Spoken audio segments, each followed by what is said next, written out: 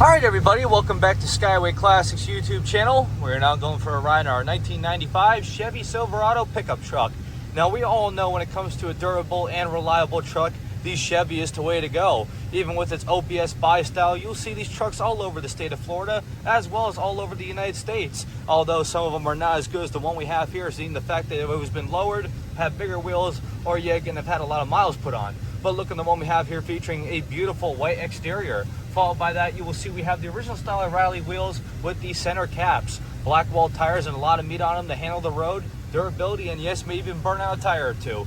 But looking at its safety features, you'll even notice for the bed liner, we also have the secure top on it with lock-in key.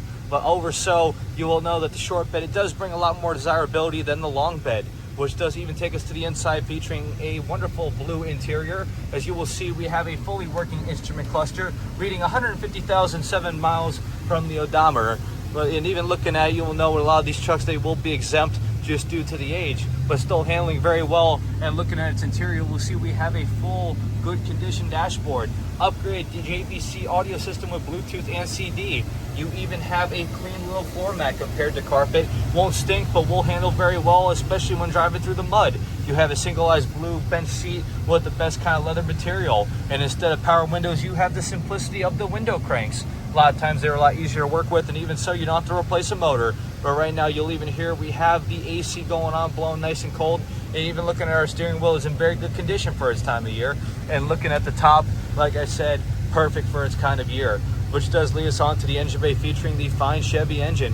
With it, a lot of times these fine V8s handled very well. With almost 300,000 miles, you could get pretty much anywhere as long as you change the oil and durability. But with it, you do have AC, you have power steering and power brakes, which we can demonstrate for you right now.